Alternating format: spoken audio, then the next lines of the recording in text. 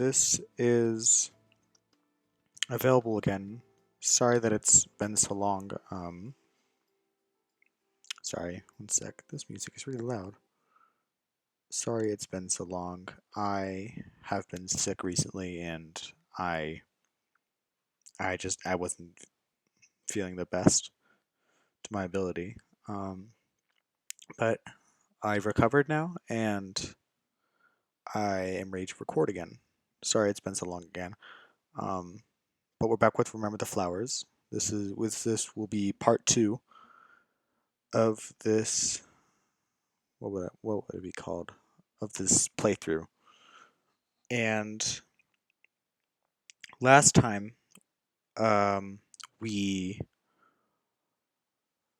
we started with us dreaming, I guess, and then suddenly being woken up by the professor, and then going off with Diana, and then we were about to split ways. So we didn't get very far last time, but this time hopefully we can get farther.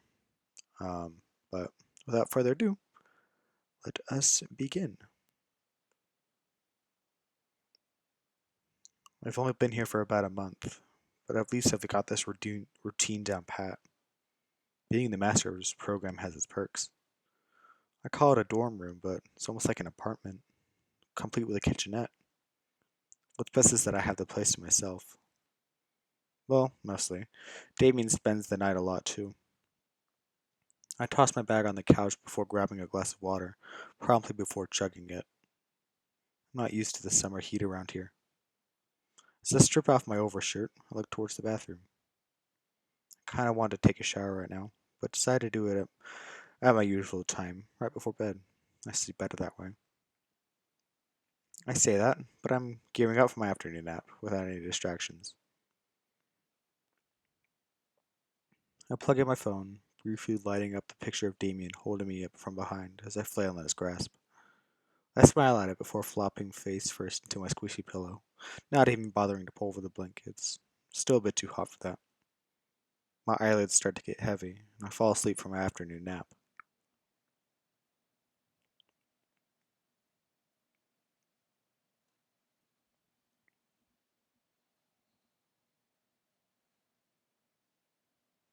There's a strange ringing in my head. It's quiet, but just loud enough that I can't ignore it. I'm having trouble opening my eyes. How long was I out? It almost feels like a headache, but it's concentrated only in the back. Lifting my arm is a struggle too. Wait, am I sitting? A groan escapes my dry throat. How long have I been sitting like this? With all of my might, I lift my hands up to my face and try to rub my eyes open with my palms. Wait, what is all this I'm feeling? I pull and it tugs at my scalp. It's my hair. I'm not lucid enough to panic quite yet. Maybe I am. Maybe this is just a weird dream. In any case, after some more rubbing, I manage to crack my eyes open.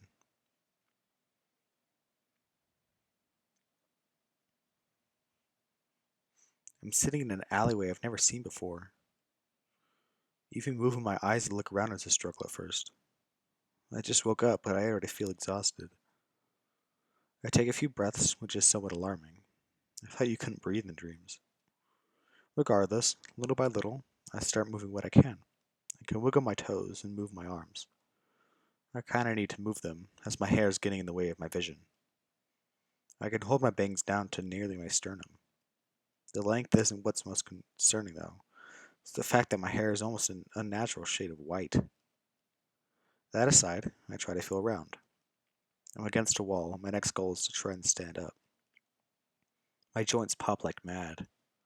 Seriously, how long have I been sitting here like this? It should be it should not be this hard just to stand up, but my knees are trembling. Nearly hugging the wall with my side, I manage to stand up, albeit quite hunched over. Something slides off me, before I can look down to see what it is, I start to stumble. I jerk a bit as the wave of disorientation washes over me. My vision blurs, I can see stars. I feel dizzy, and I can't keep my breathing steady. It doesn't hurt, nothing does. Not even the sudden upchuck of stomach acid I expel onto the ground below me. I clutch my stomach as I fall to my knees, breathing erratic. It doesn't hurt. It doesn't hurt, but I feel like it should. I'm more confused than scared. I don't have enough time to process what little information I have, so I throw up whatever was left in my stomach. It just smells like acid. And just like that, I'm back to sitting against the wall. I shut my eyes, but I can still see colors swirling around the inside of my eyelids. Without any strength, I just sit there and pant. The taste of stomach fluid still comes up from my throat with each breath, burning my mouth. I heave again, but nothing comes out this time. Nothing but a guttural belch. Okay, okay, calm down, calm down. I say to myself, barely recognizing my own voice. Not surprising. Feels like the only thing to wet my feels like the only thing to wet my throat in decades was my own bile. I clutch my head to try and control the spinning I'm feeling. After several minutes of trying to breathe calmly, my vision starts to settle. I feel disoriented, but I can at least make out what's in front of me now. Again, I look around, trying to get my bearings. As I noted earlier, I'm in some alleyway. I don't know where though. Tilting my head up, I can see it's night. The buildings around me seem to stretch taller than they should. I look in front of me. There are boxes blocking the alley. They're stacked pretty high. I look to the ground, but then something catches my eye. Slowly, I bend over to reach over it, not wanting to upset my stomach anymore, and grab what seems to be a jacket. It's pretty big. I can stretch it out far past something that fit me. Wonder who left this here. Are they trying to cover me? Another headache hits the back of my head as I clutch the side of my face. Ugh, I'm starting to feel nauseous again. I rest my head against the wall and immediately feel uncomfortable. It didn't hurt, but I could tell I should not have done that. I reach for the back of my head. I feel bandages, a lot of them, along with what I can only assume is crusted up blood. How the hell did I end up like this? Last thing I remember was hanging out with Diana and making plans with Damien. I try to recollect more, as much as I can. It's all scattered, like a haze is blocking me from my own memories. Oh, fuck. I exhale with a haggard breath. I'm still hoping that this is just a weird dream, because I can't even remember my own name. I then spend the next half hour alternating between doing some breathing exercises and having an existential crisis. The more I think about myself, the more I realize I don't know who I am. I'm thinking clearly, but there's not much to think about. All I know is Diana and Damien are very close to me, and I wish they were here right now. I feel a sort of sadness at all the things I can't remember. All my relationships and experiences just gone. One thing's for sure, this is no dream. Maybe it's a nightmare? If it was, it'd be the most boring nightmare I've ever had. I say that, but I'm still fairly spooked. I move past the notion that I'm dreaming, however. The sensations I've felt since waking up are too real. Even so, periodically I pinch my skin of my forearm. I can definitely feel I'm pinching my skin, but I don't feel any pain. I'm basically numb. Same with the back of my head. That blow I must have taken did a serious number on me. It doesn't take a doctor to figure out what. That's probably why I can't remember anything. Speaking of doctors, I'll play the memory of myself and Diana laughing at our professor. It's the only entertainment I have. Well, kind of. I also think back to that earlier memory. I've come to accept the fate it was real. Despite the fact that my eyes were closed, it all felt so visceral to the point that I can say it happened. Someone mentioned my loss of blood. Someone else covered me up. Someone left me here. But who? All I have to go on is this jacket they left behind for me. It's simple enough, but I don't recognize the style. Not that I can talk about fashion. It's better than what I have on. I can't tell if I'm wearing hospital scrubs or a prison uniform. Wish I at least had some socks. The more I wake up, the more I realize how cold I am. I sigh. Eventually, I look towards the other side of the alleyway. I don't think I can move those boxes easily, if at all. But I should at least try to look for help. I'm starting to get annoyed with my body as I struggle to do the simplest of tasks. I can hear my panting echo softly through the alley, along with something else. The sound of footsteps. I try to hold my breath. I think someone's on the other side of those boxes. Do I claw at them? Do I hide? Not that there's much room to hide. Whatever's out there starts pulling the boxes out one by one. I don't know what's in those boxes, but they don't look easy to throw around. They're just chucking them like it's nothing. I can feel my knees start to tremble. A chill runs down my spine and my teeth start to chatter. Both my knees give, and I'm back on my ass against the wall. The fear is starting to get overwhelming. My vision starts to blur again. There aren't many boxes left. Something starts to show between the cracks. A light.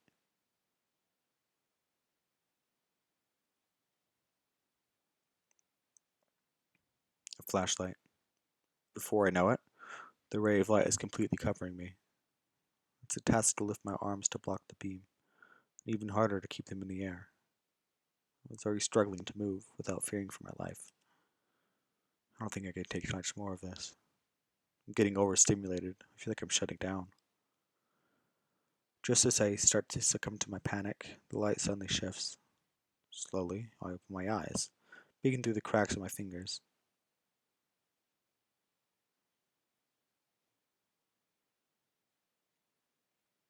The person, no, the beast man holding the gun moves one step closer. Don't move. He says in a gruff, commanding voice. If I was cold before, I'm frozen now. I'm just sitting there, trying to follow his movements the best I can with what little light I can see. With what little I can see. Through the slits of my fingers, I can discern one thing. He's a wolf, and a tall one at that. The wolf circles around me. I can see him clearly in my peripheral. He can see my face now, along with the terrified expression I'm wearing. Gun or not, he could rip me to shreds with just those claws. Not that there's much to rip apart. I'm not standing a chance at running out in my current condition. Hell, I can barely stand up. So I sit there, waiting to see what he's going to do with me. He's a few feet away, gun still pointing at me. Upon close inspection, it looks to be the size of a pistol, but it doesn't look like any model I've seen. The wolf shifts his head, looking all over my body. My teeth start chattering again, reverberating through the alley. He walks up closer with intent. I shut my eyes. It's all I can do. This is the worst my breathing has been since I've woken up. I can hear my empty stomach churn with my dehydrated eyes strain to tear up. The only thing that pulls me out from my panic attack is the feeling of something soft under my chin.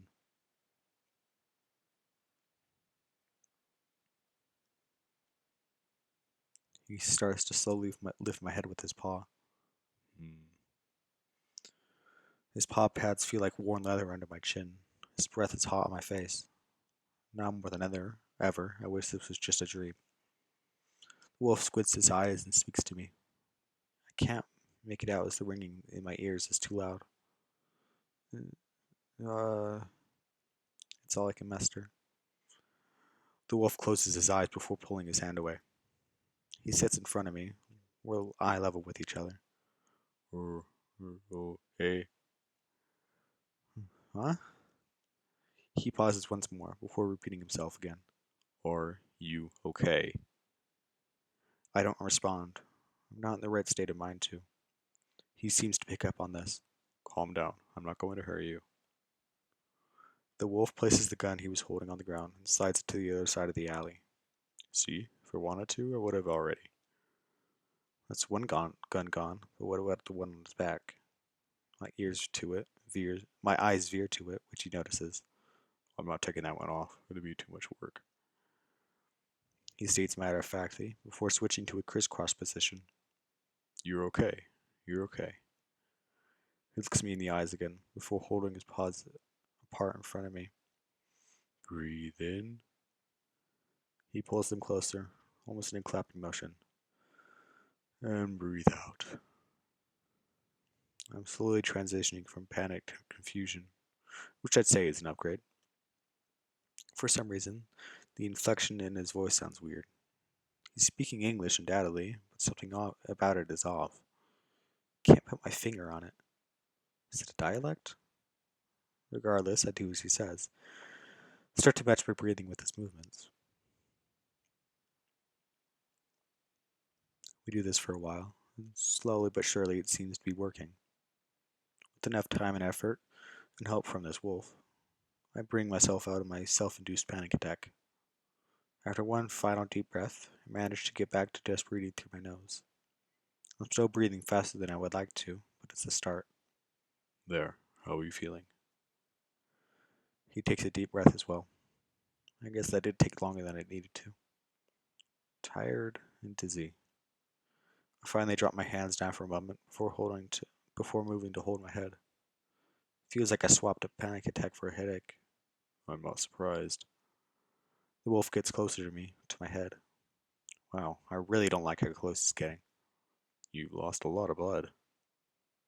Gently, he holds my chin and starts to shift me to the right, revealing the back of my head. He leans in closer and takes a few sniffs. I can feel his breath again, and I start to get apprehensive. I instinctively pull back. Gentle or not, this really isn't helping with my anxiety. You're still scared. Huh? He leans in again. I can feel the wetness of his nose on my forehead as he trails around my head, before sniffing around some more. Sorry. Wolf says bluntly before he pulls back. Habit of mine. Habit of mine. Okay. What's your name? He asks suddenly. I literally don't have an answer for him. I don't know. The wolf doesn't seem fazed by that. What do you know? Uh, I don't know. My emotions feel like a metronome, swapping between scared and confused at the drop of a dime. I'd like to believe he's right. If he wanted to hurt me, he would have already. Now that I think about it, I don't think I don't think he could have hurt me either way, on the account of not feeling any pain. Well, that's not true. He could break my legs, and even if I couldn't feel it, I'd be at his mercy. That flash of imagery in my head makes me shudder. Wait here. Huh? His voice snaps me out of my imagination. He stands up and then moves near the alley entrance. I cock my head as I try to see what he's doing. The wolf waves a paw over his right wrist, and a small screen lights up in front of him. It seems to be coming out of the bracelet he's wearing. I squint, trying to make heads or tails of it. Seriously, where the hell am I? We certainly don't have this kind of tech back on Earth. Whatever he's doing, he's tapping furiously away on it with his fingers. For a moment, he places his free paw over his chin. He looks deep in thought. All of a sudden, he turns his attention back to me, looking me over once more, before tapping away again. He waits. Then I hear something, a notification. Then he starts tapping again for a minute, before sliding the screen away. Okay, can you stand? I'm gonna take you home now. Here. The wolf walks up to me, before starting to get me to my feet. He carefully gets under my armpits and lifts me up slowly, trying to keep me stable. How's that? Wait a minute. I stumble nearly to my knees and he catches me. It's okay. I can carry you if you want. I said, wait! I raise my voice and Wolf's eyes widen a bit. I push him away, trying to slump against the wall again. At least I'm still standing, even if barely. Who the hell are you? Where the hell am I? How do you know where I live? Even with my adrenaline from early was worn off, I'm starting to get hit with rising paranoia. I barely even know where I live. You can't seriously expect someone with a head injury to just go with someone they don't know, do you? Quite feisty for someone with a head injury. The wolf sighs before walking over and sits down in front of me again, so I'm looking down at him. I'm kinda glad he did. My knees feel like they're about to give out, and I sit back to the ground. I don't know how to explain this without alarming you, but you're going through a fairly common experience around here. He then taps the side of his head, bearing the head injury. What do you mean? The wolf scratches the back of his head. It's best that you know as little as possible, unless absolutely necessary. That's a horrible way to build trust. I didn't mean to say that out loud, but I did mean it. I don't need your trust. I could take you by force if I really wanted to. The fur on my neck bristles and my fear spreads. The fear on my neck bristles and my fear spikes again. He flattens back down before rubbing the back of his neck. Relax. I won't. It won't come to that if you just cooperate. I'll say this. I've done this before, many times. Done what? Taking humans home. Music or not. How do you know where I live? The wolf pauses. Do you know where Resume is? No. Should I? Wolf exhales, almost in relief. Whether or not you do doesn't matter to me. Resume is one of the few cities that mainly just humans around here. Okay, so where's around here? The wolf shakes his head. We can talk about that later. Honestly, we've dallied long enough. Just know that I have contacts here. There. He lifts his paw, pointing to that weird bracelet. I've confirmed a meeting point to get you home safely. I open my mouth, to which he interrupts. And before you ask any more questions, I give a description of your appearance, then mash it up with someone who is missing. I close my mouth. I guess you have done this before. I've kind of surprised myself. I'm taking all this in way too quickly, aren't I? I guess when your head is nearly empty, anything new comes acceptable. Regardless, I'm going to at least try to remain skeptical. How do I know that you're not just setting me up? The wolf smirks at that. You don't. But would you be able to do what would you be able to do in your current situation if I was though? He has a point. Don't even know where I am. I wouldn't be able to make it far. I sigh. I can't tell if my ears are still ringing or if there are alarm bells going off in my head. I resign myself. I really don't have a choice. Okay, fine. It's not like I trust you though. That's wise. I won't do anything to hurt you. You can count on that. We'll see, I guess. With that out of the way, the exhaustion is starting to catch up, and I scoot back to my familiar spot against the wall. I can barely stand up, let alone walk. Not too ready and pose, but you wouldn't happen to have any food or water, would you? The wolf thinks it over, before turning around toward the alley, listening. Yeah, we could probably have a quick bite to eat. Let me just. He walks over to the pile of crates and starts stacking them again, providing some decent coverage. There, that should be fine. I doubt anyone will go to the trouble to get through that. Besides you? Fair enough. Actually, that does make me curious. Before the wolf sits down, he plops a bag he had slung over his shoulder onto the ground. It looks a bit weird. It looks like a violin case with its angles straightened out. Like an awkward trapezoid. Wait, I'm getting distracted. So, how did you know I was here? Hmm. Oh. The wolf taps his snout with a couple of fingers. It was faint, but I could smell you a couple blocks away. He pauses. Well, your blood anyway. I see. Well, why'd you go through the trouble of finding me? The wolf takes out what seems to be a canteen and places it in front of me, along with some kind of package, wrapped in what feels like plastic. Afterwards, he moves to sit next to me against the wall. I take on a lot of odd jobs. I wasn't looking for you per se, I was just in the area when I caught your scent. He takes his own package, ripping it open. Some kind of food? You should consider yourself lucky. By the looks of it, you wouldn't have lasted another day or two. Looking over myself, I'd say he's right. I'm skin and bones, with an empty stomach and a concussion. Now that I think about it, I'm kind of surprised that I've made it this long. Slowly, I lean forward to pick up the canteen thing. I can feel liquid inside, but I don't see a way to use it. It's a rectangular shape with no discernible opening. Hmm, Woof. Woof. He looks up from whatever he's eating. There's water in here, right? How do I open it? He swallows. Oh. He leans over and slides his fingers over the top. A small opening appears. There. It's got some nutrients in it that should help shrink it slow. Mm-hmm. I do as I'm told. Maybe it's because I'm so dehydrated, but this water does taste pretty rich. It's almost heavy.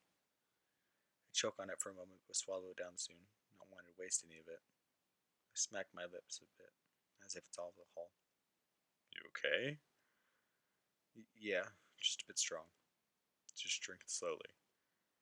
I nod, a tad embarrassed for my lack of coordination. Regardless, I'm thankful for the drink. My throat even starts to feel better after just a few minutes. I wanted to drink it all myself. I mimic what I did earlier to close the canteen. Hmm, on second thought, the wolf reaches over and takes the package he gave me. I'm just going to take a guess that, judging by how you reacted to that water, you could use something a bit lighter to eat. He rummages once again in his bag before handing me a small parcel. That should be a bit lighter. It really doesn't taste like much, but it's got some protein. Curious, I reach over and pick it up. It feels like it's wrapped in paper, though there's no labels. Even with what little strength I have, I open it fairly easily. What's inside kind of looks like saltine crackers, but brown instead of manila. I lift one up and smell it. It's like beef jerky, but only faintly. If I'm being honest, they don't look very appetizing. Beggars can't be choosers, though. I take one of the cracker things and bite into it. Thankfully, he's right. It doesn't taste like much. A little salty and a bit sweet, but not much else. Definitely the texture of a cracker. I'm just glad I got something to drink. After a few minutes of eating, I look over to the wolf. He's enjoying his meal. At least I think he is. Man, how did I end up here? Now that I have time to think, I realize something. I don't recognize his voice from the ones I've heard before. I decided to speak up about this. Oh, right. I think there were some people who left me here, but I can't really remember. The wolf looks over to me with a curious look. Do you remember anything about them? No, not really. Just a little bit of a conversation. Probably right after I got this dent in my head. I pat the crumbs off my shirt and hold up the jacket I woke up with. I have this, but that's it. The wolf looks it over before he grabs it from my hands and smells it. He then scrunches his nose. I guess he didn't like how it smelled because he balls it up and tosses it to the side. I think you'd be best to leave it here. Take my word. Oh, okay. I start thinking to myself, whoever left that for me, I think they had my best interest in mind. Their voice seemed reassuring at least. Although, to be fair, they did leave me here like this. I should be more careful. The voice isn't enough to judge a character. Oh, wait. What's your name? He had such a he had We had such a shaky start that I completely forgot to ask. My name? Hmm. He pauses and sighs. Cooper.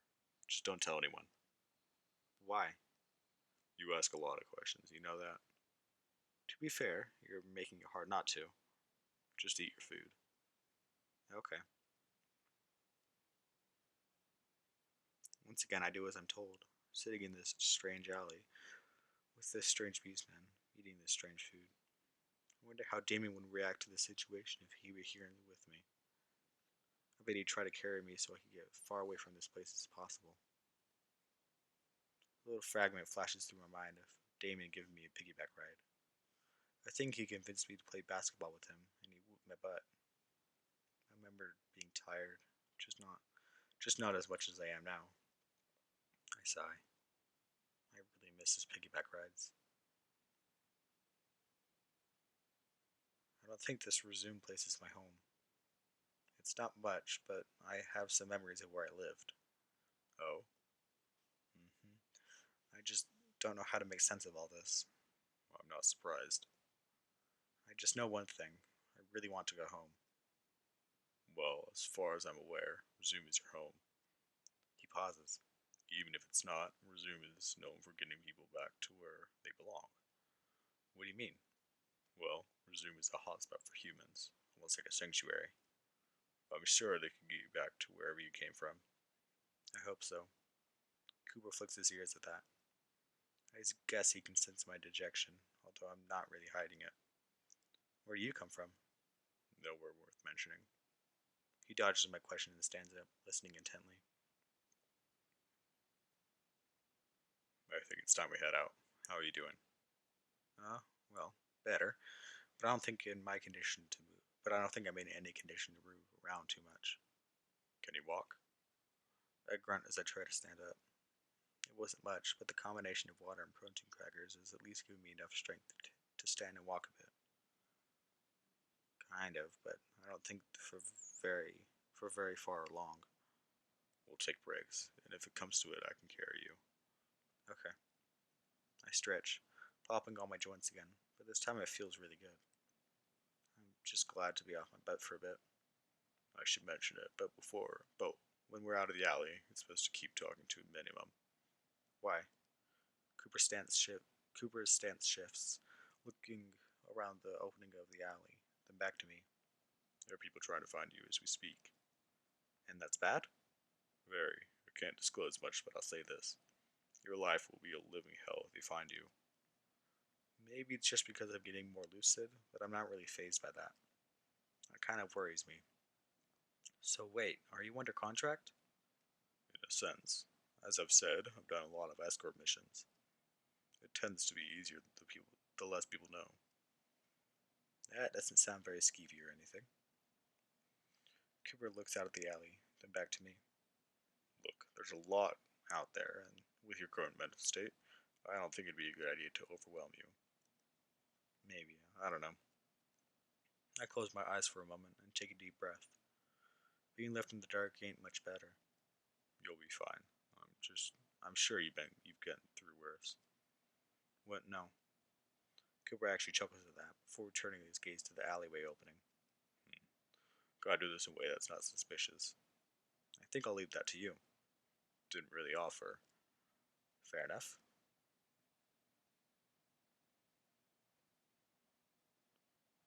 And I think with that, for now, we're going to leave it there for today. And we are going to continue something else later. Hopefully, I can get another video out soon. But thank you all so much for watching. This was Remember the Flowers Part 2, and I'll see you guys in the next one. See ya.